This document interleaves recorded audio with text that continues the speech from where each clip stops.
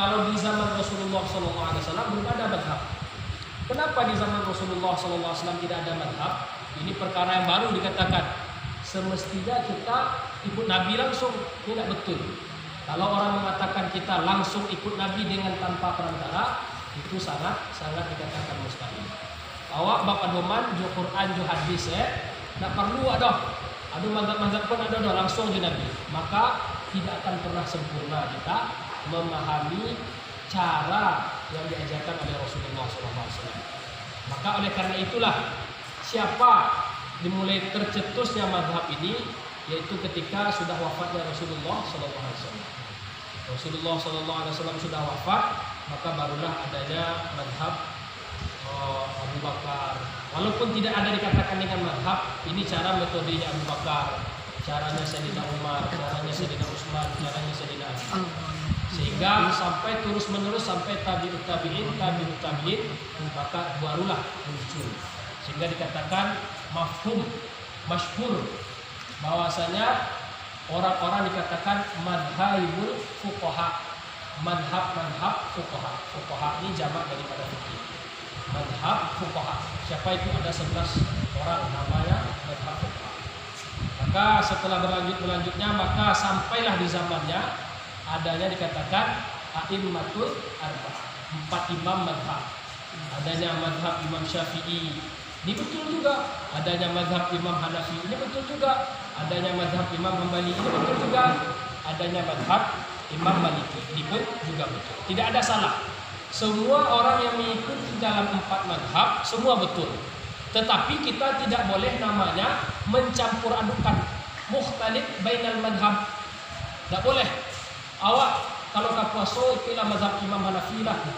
Kalau awak akan membayar zakat ikut madhab ikolah, tidak bisa. Sehingga dalam mengikuti keseluruhan kita harus ikut satu mazhab. Apa gunanya? Gunanya kita mengikuti satu mazhab supaya kita menekan hawa nafsu kita yang ketika itu tidak cocok. Contoh misalnya, dalam mazhab Syafi'i mengatakan orang membayar zakat harus pakai beras. Kalau tidak pakai beras tidak sah.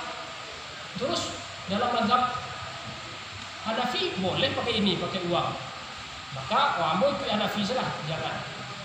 Jadi kita kalau dalam satu bermadzhab harus memang satu aja mazhab. Dan kita mayoritas di orang Asia Tenggara, orang-orang yang bermadzhab Syafi'i, maka kita pun bermadzhab Syafi'i.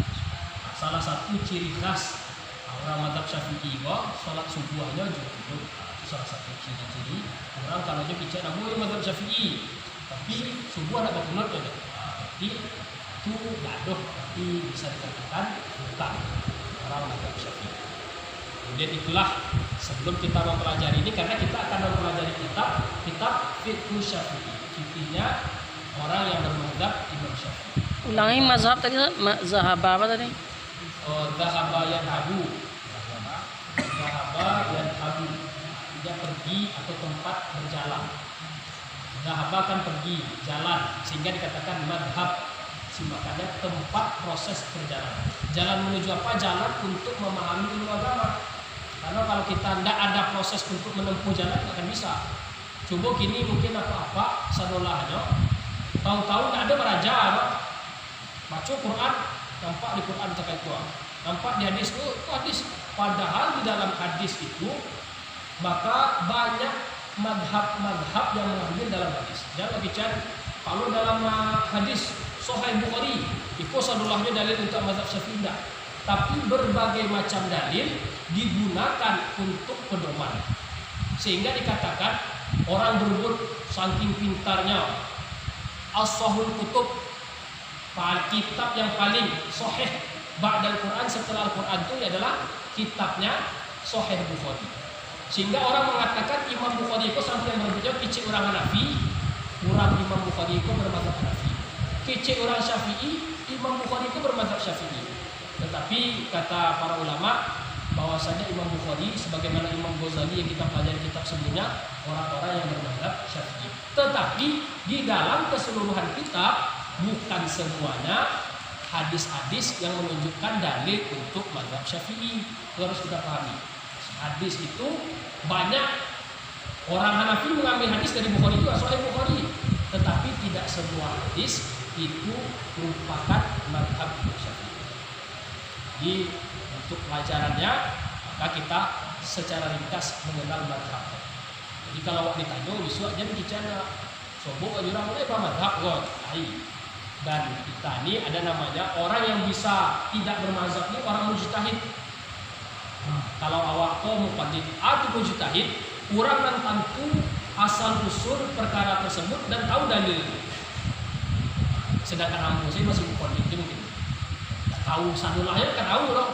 Kok apa dalilnya satu? Oh, enggak tahu dah. Jadi lebih bisa mau dikatakan orang sebagai orang yang mujtahid. Mujtahid kok kalau mujtahid sanulah tahu itu udahnya baru bisa dikatakan mujtahid. Tapi kalau tidak, kalau mazhab itu artinya aliran, kan? apa? Mazhab itu artinya aliran. Aliran, ya. Tempat proses yang jalan tadi itu. Bedanya kalau di organisasi, Ustaz. Adeko sesi pertanyaan nanti ya. Sabun. Ya, itu juga sesi tanya jawabnya. Insyaallah ya. Jadi Kalau boleh Ustaz, ini Ustaz. Perlu bermazhab itu, Ustaz. perlu bermazhab. Perlu. Maksudnya perlu juga bermazhab, Ustaz. Iya. Karena awak bukan seorang mujtahid. Dewa insyaallah besok umum mazhab Syafi'i.